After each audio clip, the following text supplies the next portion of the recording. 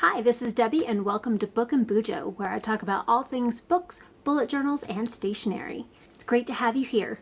Today I'm going through my March wrap-up. Before I get into the stats, I wanted to mention that this video has been filmed over the whole course of March for various random reasons. So I wanted to make sure that I went over my library books before I had to return them to the library, so I filmed those 3 books. And then when I was doing my April TBR video, at the beginning I always mention which books I read from my TBR to make sure did I pass my TBR or did I not. And so as I was going through those, I actually told my thoughts on those books instead of just saying, oh, and I read that. So I will insert those clips for those books. Now today, for current Debbie, I will be going over my stats and then also my Readathon books, my read-along books, and my book club books. Welcome to the stats. So for March, I had 0 1-star, I had 0 2-star, I had 1 3-star, 9 4-stars, and 3 5-star reads. So this was a great reading enjoyment month, which was amazing. I loved it. It was really an enjoyable reading month. For demographics, I read 2 young adult books. I read 2 new adult books, so kind of that college age area, and then 9 adult. So for format, all 13 were standard novels. For series, I did complete 1 series, and that was the Dark Artifices series by Cassandra Clare, and the last book was The Queen of Air and Darkness, so I did complete that one. I did start 1 new series, which is How to Fake an Irish Wake, but currently there's only 1 book in the series, so I'm all caught up in that one already. Nice! And then I did continue 5 other series, so that was good. So at least I'm making some progress in all of the series that I'm reading. For genres, I did read 1 gothic horror, 2 nonfiction, 4 romance, 1 classic, and 5 fantasy. So I feel like overall it was kind of a nice, well-balanced reading month for genres. For sources, so I did read 13 books. 3 of those I did borrow, 5 I got from my library, and 4 I owned off of my current TBR, mainly on my Kindle. For book type, I did have 3 mixed media. I had 2 physical and 4 ebooks. My mixed media were either audiobook and a physical book or audiobook and an ebook together. So I did listen to 165 and a quarter hours of audiobooks this past month in March, and I read 5,187 pages. So publication dates, I did read from 1912, which was the Open Secrets of Ireland, all the way up to 2022. And I did a lot of 2022. I actually had 4 books from 2022 that I read this year, which is rare. I usually read all backlist books. So I had 2 from 2020, 2 from 2018, 2 from 1988, which were both the Discworld books, and then just 1 of each from the other time periods. And that is all my stats. So let's find out a little bit more about each of the books that I read. So my first book was an odd card, and it was to read a physical book, and for that I read So This Is Ever After by F.T. Lukens, and I will cut you to past Debbie to tell you my thoughts on that one. So next up was the J&R Book Club with Jashi Curran, and that is So This Is Ever After by F.T. Lukens. This was, I want to say it was adorable. I don't know if that's really the right word. It was very charming. It's an Arthurian tale. It's not a retelling at all, but it's an Arthurian style tale where we follow the main character, Eric, and his group of people as he is trying to fulfill a prophecy and kill the evil king that's in the land. And this book kind of starts where most books and movies leave off. Most of them leave off with, and so they lived happily ever after. And so from here, this book kind of picks up right from there and shows, like, is it happily ever after? What happens from there? Okay, so we kill the evil king. Now what? Is there a successor? Who's king now? I don't want to be king. Do I have to be king? oh, put on the crown, just give it a try, see how it looks. And you put on the crown and oh, now you're king? How are you gonna deal with that?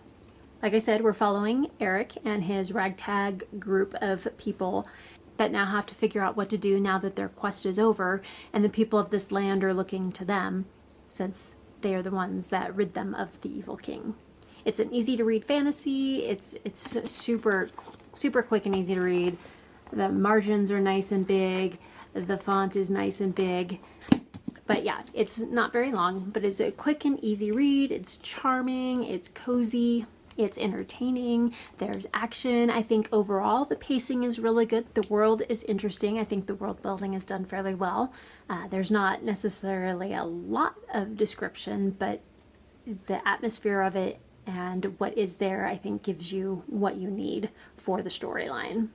What I really liked about this book is there's a lot of show and tell. So you're not just being told like, oh, and the characters grew and they did this and they did that. It's you actually got to be there and see the scenes and go through what they were going through, which I appreciate.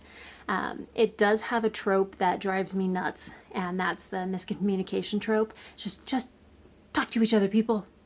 Just talk to each other. It solves so many issues. So that it does have the miscommunication trope. So if you find that bothersome, just know it's there. It's not a huge storyline. It's not like it's on every page or even every chapter necessarily, but it is there. So in case that's something that bothers you, you know. I recommend this book to anyone who needs just a little pick-me-up, a little fun, easy read to brighten your day. It was very enjoyable and lifted my mood, and it was a nice palate cleanser between the high epic fantasies that I am reading. A great palate cleanser as well. Highly recommend. 4 stars. 4.5 stars, actually.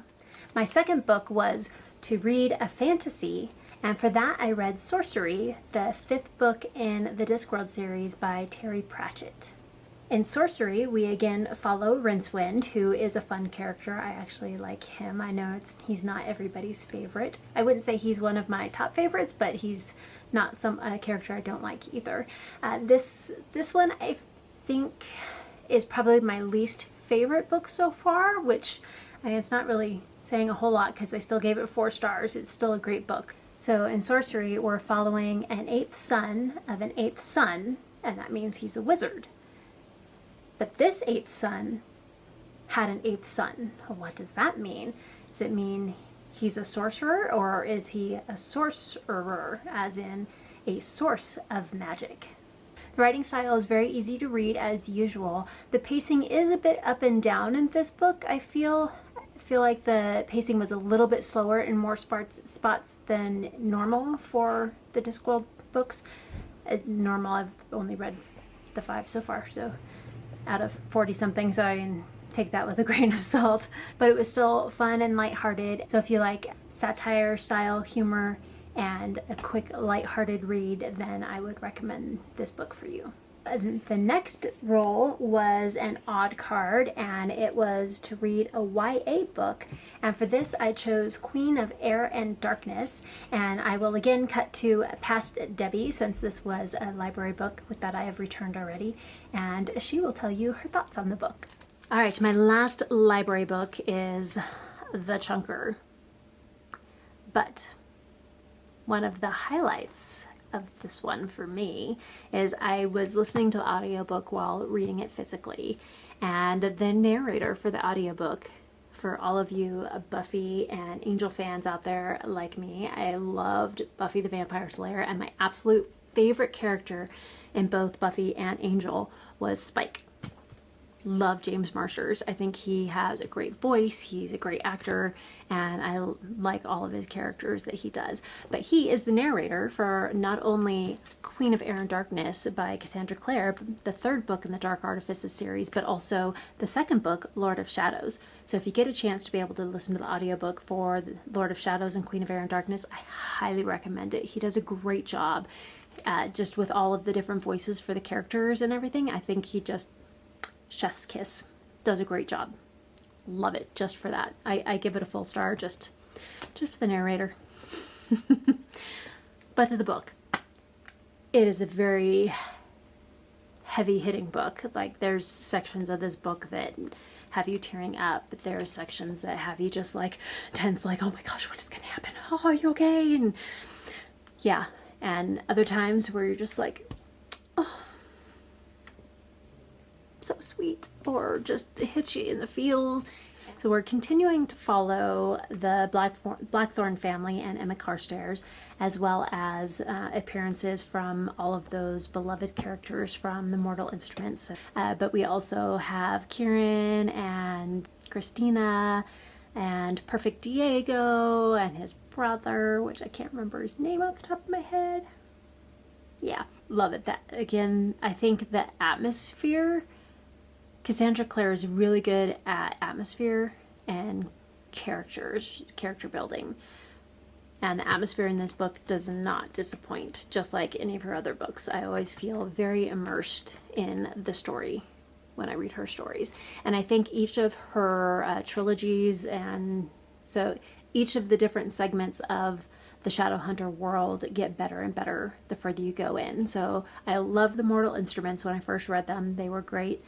Rereads, you definitely see some issues there, but I would highly recommend them. And then we moved into Infernal Devices with the Clockwork Angel, Clockwork Princess, Clockwork Prince. Those were way up and above the Mortal Instruments. She had grown so much as an author by the time she got to those. And then we get to the Dark Artifices. Oh, so much better. So well written. And they keep getting a little bit chunkier the further you go in the series as well. But I'm okay with that because it's worth it. So good. So one of the quotes that I keep using for this book that I think sums it up nicely is, "What if damnation is the price of true love?" The writing style, as always, is easy to read. The plot is intriguing.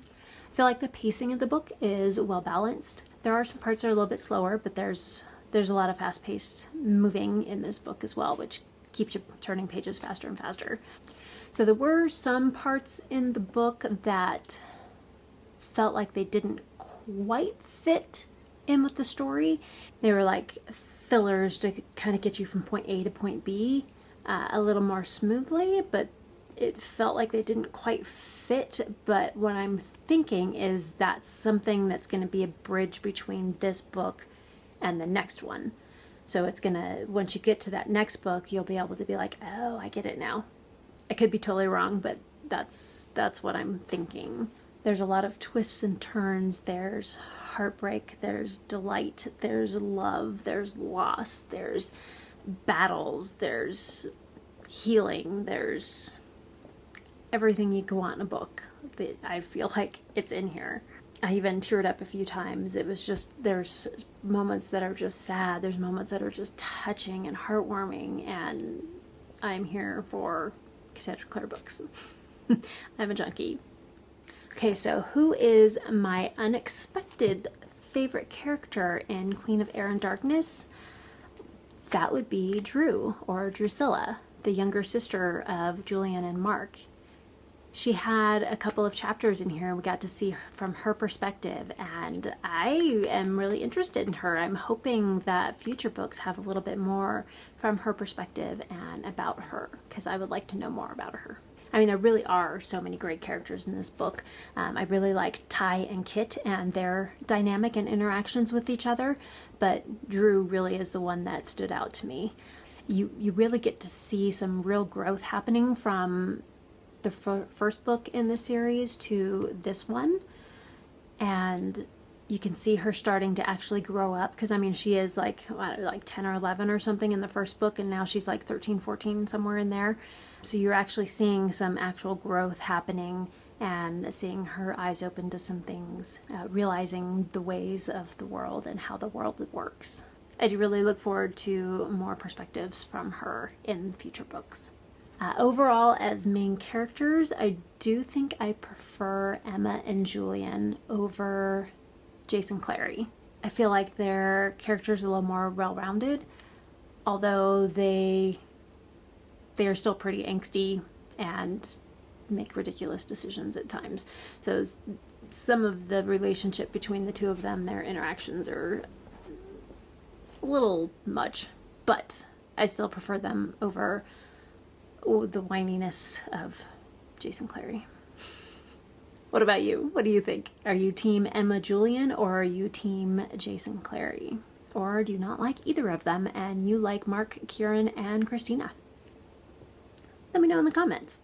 My next role was an even, and that was, do I have it right side up? That was to read a big book over 500 pages, and for that I read Before They Are Hanged by Joe Abercrombie.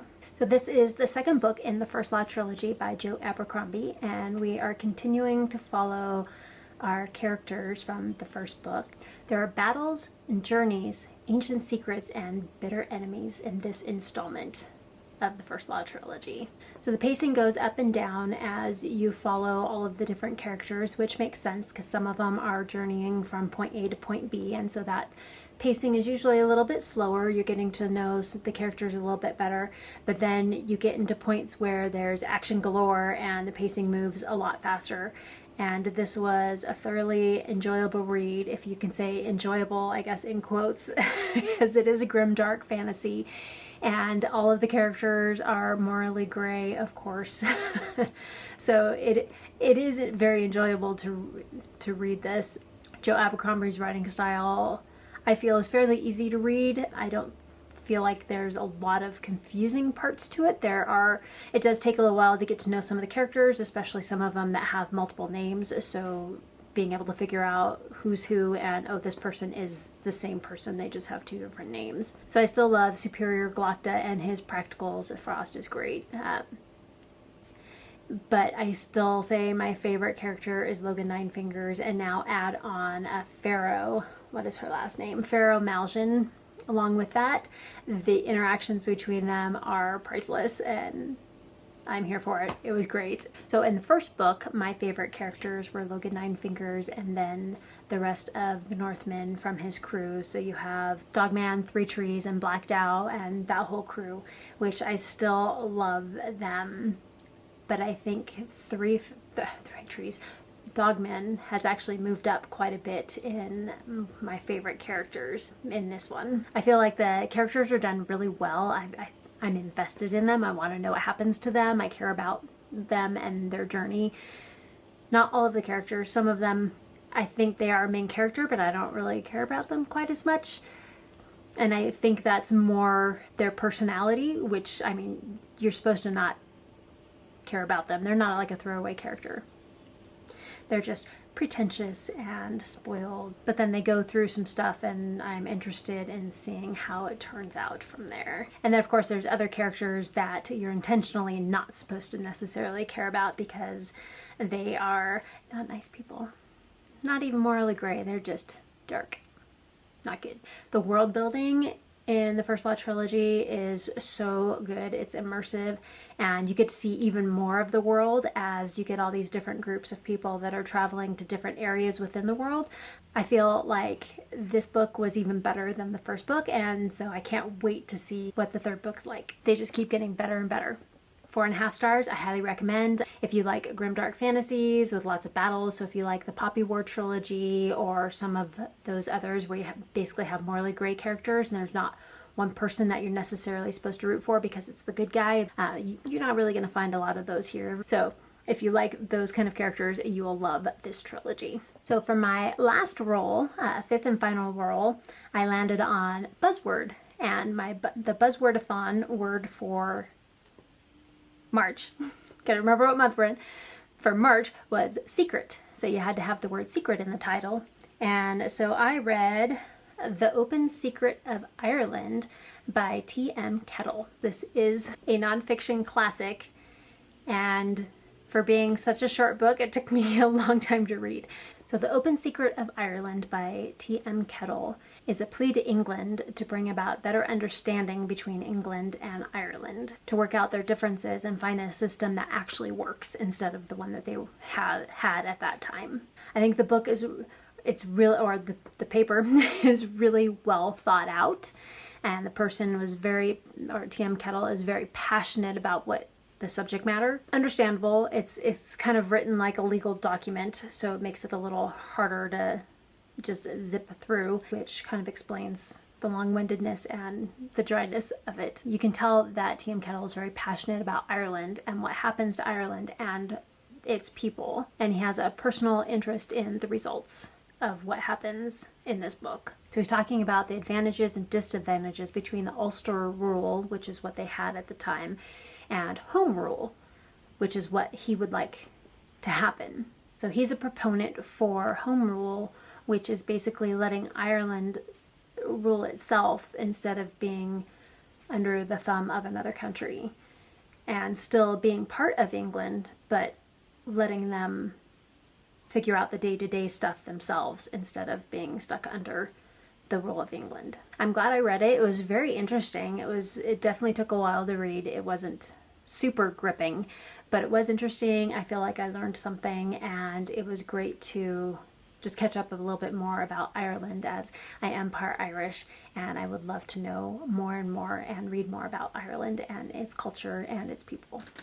For my nonfiction pick this month, I read The Psychology of Money by Morgan Housel, and I really enjoyed it. So most of the information I pretty much already knew. A lot of it goes in line with the FIRE movement. If you have seen anything or heard anything about that, it's pretty similar to this. So basically, save more than you spend, spend less than you earn, which is always a great advice. Also, kind of knowing what you really want and not just buying stuff to have stuff. Like, we don't need to keep up with the Joneses because things are always changing. There's always going to be new things. Can you be content with what you have? It's less about how much you know and more about how you behave.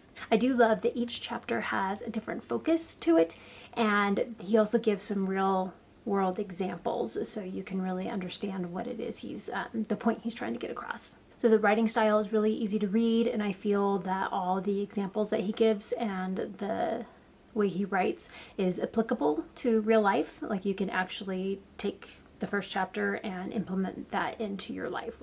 The next readathon that I've been participating in is a year-long readathon, and that is with J&R Book Roast. It's Adventures in Aeldia. So each month you have a different prompt, kind of choose your own adventure. For March, Ariel had to read a book over 500 pages, and I read Queen of Air and Darkness for that. And for Karasu, he had to read a book that had a rating of over 4.3 stars on Goodreads, and for that I read Before They Are Hanged by Joe Abercrombie. And then the other readathons, I did 2 other readathons for this month. The first one was the Irish readathon, and this one was really fun. So you had to read at least one book as long as you read one book by an Irish author, then you were good to go. And this was with Words of Clover. And the first prompt was green on the cover, and for that I read Tripping Arcadia by Kit Mayquist. And the second one was an Irish children's book, and I did skip that one just because I ran out of time. For prompt 3, it was to read an Irish book classed as commercial fiction, and so I read a contemporary romance, and it was The Upside of Falling Down by Rebecca Crane. So The Upside of Falling Down by Rebecca Crane is a contemporary romance, and it is all about Clementine Haas. So Clementine Haas wakes up from an airplane ride in the hospital with amnesia. She has no idea who she is, how she got there, what she was doing in Ireland, because she is American, and the book is all about her trying to remember who she is and just trying to figure out just who she is in general, not just trying to remember her past, but just trying to figure out, who am I? Who is Clementine Haas? It was just really heartwarming. I enjoyed it. There was humor, there's some angst, there's some emotional stuff that happens, and it was just really interesting. I really enjoyed it. It got 4.5 stars for me. Just shy of 5 stars. It was so good. Romance and friendships and adventure in the midst of finding out who you are. For the fourth book prompt, it was an Irish book that's long, over 500 pages, or short, less than 100 pages, and for that I read The Open Secret of Ireland by T.M. Kettle. I did cheat a little bit on this one, so my copy had 124 pages, but there were other copies that I noticed that only had 80 pages, so I used it. And then the last prompt was to read an Irish book prompted by a buzzword. And the buzzwords I chose out of the list that they provided was home and friendship. And I read How to Fake an Irish Wake, and that was by Eliza Watson. And that was just adorable. Oh my gosh. This one was surprising. It was a cozy mystery that's also kind of a rom-com. It was adorable. This was a 5-star read for me. It made my top 4 books for the month, and I actually gave out quite a few 5 stars this month. This is the first and so far only book in the Mags and Biddy genealogy mysteries. Mags is the main character and Biddy is her best friend, and Mags grew up with her grandmother who was a genealogist, and so she got to learn all about how to research and do, how to read DNA testing and find out who your family could be. And Mags had recently found out not too long ago, after her mother had passed away, that her father was not her biological father. And so now she's trying to figure out who her biological dad is. But that's kind of just a side story. The beginning of the book, we're at Mags's grandmother's wake that she has put on because she was visiting, because she visits her grandmother in Ireland every year. She actually has dual citizenship there, and her grandmother passes away while she's there, and so she's hosting this wake, and she meets Finn O'Brien. So Finn is coming to meet Mags's grandmother to help figure out who his dad is. All he has is a photograph that was taken in front of a school that is actually where Mags and her grandmother currently live. So Finn has been around the town asking questions, does anybody know who this person is? Does anyone know who this is? He finds himself in a near-fatal car accident that was most likely not an accident. So now Mags goes and visits him in the hospital, and this is where she decides to kind of take his case about trying to figure out who his father is. There's mystery, there's a hint of romance, there's some hilarious antics, there's a zaniness going on, and friends and family, and it was just fun all around. It was just an enjoyable read. I kind of equate it to a nice glass of iced tea on a really warm day. And then the other readathon that I participated in March was Seasonathon, Spring into Reading. Oh, and the Irish Readathon, the group book was This Is Serious by Catherine Pasifka, and I did not read that. I was not able to find that. My library didn't have it. Spring into Readathon, so you basically just had to get a bingo. I believe you could actually double up on prompts, so use the same book for more than one square. I did not. I figured I had already gotten a bingo, and I was good with that. I didn't try and force anything into anything else.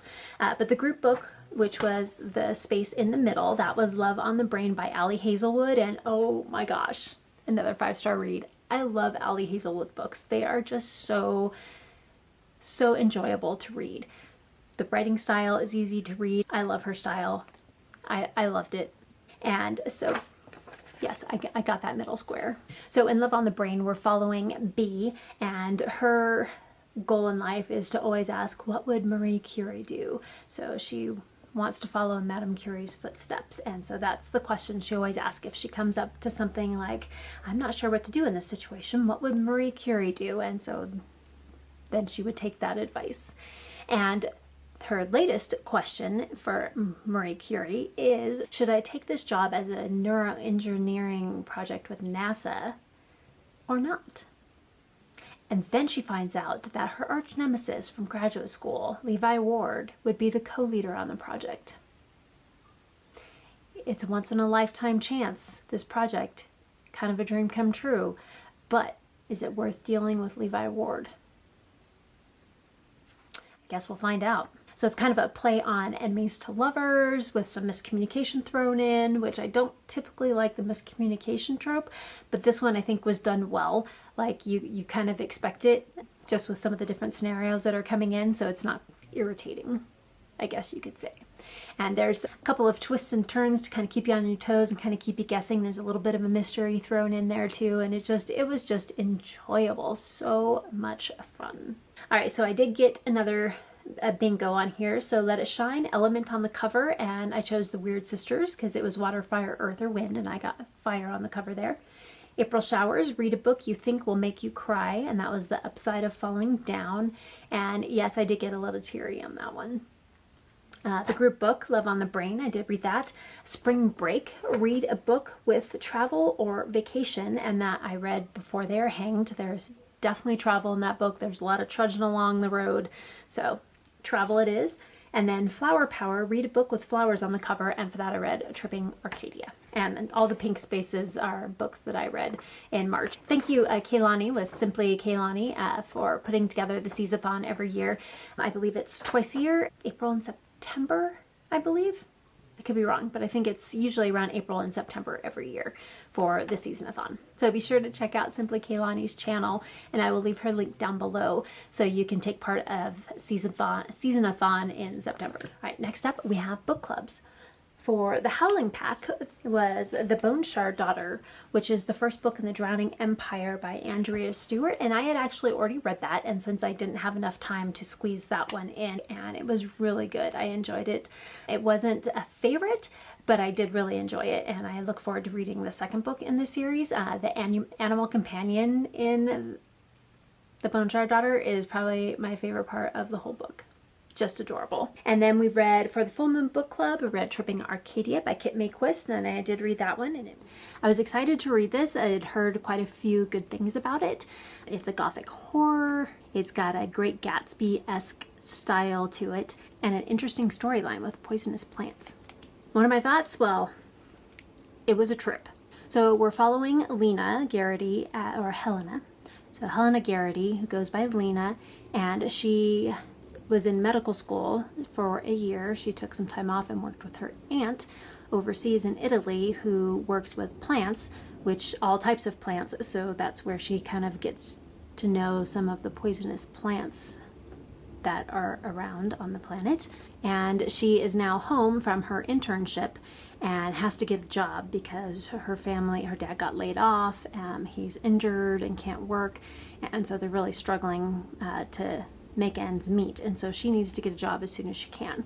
So her first interview does not go so well. Her second meeting with them might actually be even worse than the first interview was, but for some reason she gets the job as a physician's assistant to Prosenko to take care of an ailing son of the Verdu family. And the Verdu family is really well known across the country and is in the very rich circles of society. The book is very atmospheric, and the interactions between the characters I feel are very realistic and believable. The characters aren't quite as fleshed out as I would like them to be, but I think that's part of the mystery of the book. So again, like I said before, this book is a trip. You're in for a ride. So this book is definitely takes on the qualities of a fever dream, and the parties have, I would say, a Bacchanal-esque quality to them. So if you think of Dionysus and Bacchanal, his Roman counterpart, the way those parties happened and things that happened and how out of control they got, that the parties in this book reminded me of that. There's a lot of great qualities in this book, but there's also, I feel, some speed bumps in there. At times, the characters are a little pretentious. It's repetitive at times, so the daily happenings and then a party, then some daily happenings and then a party, and then some daily happenings and then a party, and which it kind of makes sense because you got to get the routine of the household, but it's also, okay, we got it, we understand, move on. And the build up from the beginning of the book to the middle and even just a little further beyond, maybe up through 2/3 of the book, was great. Like I was in it, I was intrigued, I wanted to know what happened, I thought it was interesting. I'm like, what's going to happen next? I started caring about some of the characters. Really, I mainly cared about the son, the ailing son who she is taking care of. The rest of the characters were interesting and I liked them. I really liked Lena, the main character, and I liked Audrey, the sister, but I wasn't as invested in them.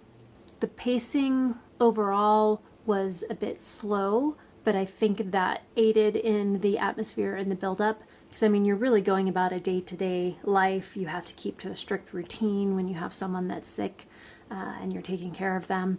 So you got to make sure these things happen at the same time every day and that you're following up and doing this. And so I kind of get that. But then once we kind of hit that 2/3 mark where the build-up kind of hit, I feel like it kind of, not that it fell apart afterwards, but it kind of lost something. So I feel like the last part of the book was just trying to figure out, okay, I kind of know how I want to end this, but I'm not sure how to get from here to there and how to wrap it up in a believable way. I feel like we're missing some information that would have aided us in the enjoyment towards the end of the book. Now, don't get me wrong. I still love this book. I gave it 4 stars. I really liked it. But that was something that made it definitely not get a 5-star. Yeah, so I feel like we just had to assume things were happening because we didn't get to see it happen. And I feel like how it wrapped up didn't fit as well with the rest of the book. I feel like things got wrapped up with a nice little bow. Here's a tidy, clean, and neat little ending for you. But we're missing this big chunk of information of how it got from here to here. So it went from point A to C. What happened with B? So you're left with these questions about, well, how did this fit with this and get to that? So I think that's what bothered me about the end of this book. It wrapped up really nicely, but we missed something. It's just like a chapter was left out, and having that extra chapter probably would have bumped it up to a 4.5 to a 5-star for me if we would have had that extra information. But I do highly recommend it. Great gothic horror. The atmosphere is great. Give it a shot. And then for the J&R Book Club, so this is Ever After, which you just heard me talk about. And then lastly, we have the Readalongs that I've been taking part in throughout the year. So we have the Shadowhunter Readalong, which I finished Queen of Air and Darkness. For the Wheel of Time, I did read The Great Hunt, but I read that in February. So that was for February and March. And then for Malazan Book of the Fallen, or Malazan, we were up to House of Chains, and that's the 4th book in the series by Steven Erikson, and I did read that one. So for House of Chains, we're introduced to a new character, Corsa Orlong, and we're still continuing to follow others from the previous books, but I have to be honest, this was not my favorite book in the series. The first half of the book, I was just kind of confused. I'm like, okay, so we have this new character, Corsa Orlong. He's interesting, you know. Not bad to learn about him, but where's everything else? Like, I felt like this was like a little novella that takes place in the world, but isn't actually part of the world we're reading. So it was just a little weird. But then the last half of the book, you kind of get back into the actual world that we've been reading about, and he kind of dips himself in and out of that, so then it starts to make sense. So the last half of the book I enjoyed a lot more than the first half. Like, the first half was good, it was fine as kind of like its own thing, but then we were finally back into Malazan Book of the Fallen. So take that as you will. Still got 4 stars, so I mean, it's still really good, but definitely my least favorite out of the Malazan books. So I'm also continuing with the Ketchup Book Club and First Law Along, and we're reading Before They're Hanged, and that one is the March and April book. And then for Around the Disc in 800 with Literary Diversions, we read Sourcery and Weird Sisters, the 5th and 6th book in the Discworld series. So Weird Sisters is the 2nd book in the Witches series as well. Weird Sisters was interesting. I didn't enjoy it as much as I thought I was going to. Like, I love Granny Rotherrax. She is amazing. She is so much fun. So, and I also love Nanny Ogg. She just cracks me up. I love the sarcasm, the taking things literally. It's a hoot. So this book did have me laughing and chuckling, and I did enjoy it a lot, but it still didn't enjoy it quite as much as I thought it was going to. So I continue to be able to count on Terry Pratchett to have just lift up my mood and bring me out of just kind of a funk. If I'm in one, these books will definitely lift you up and give you a good chuckle. So I'm continuing in my Cosmere Readathon with Elliot Brooks, and we are still in the Stormlight Archives, and we're reading Words of Radiance, which is the second book by Brandon Sanderson, and that is the March and April book pick for the Cosmere Readalong. All right, so that is all the books I read in March. So thank you so much for watching. I am so glad that you came to spend some time with me today. Please hit that like button, comment, and subscribe if you wanna. And then hit that notification bell so that you don't miss any videos from me, like my upcoming videos of my Our Fantasy Bingo book picks and another installment of my bookmark series. And if you made it to the end of the video, make sure to leave a 4-leaf clover emoji in the comments so that I know that you are here. And also to support the Irish Readathon that I participated in March. And I will catch you next time. Bye!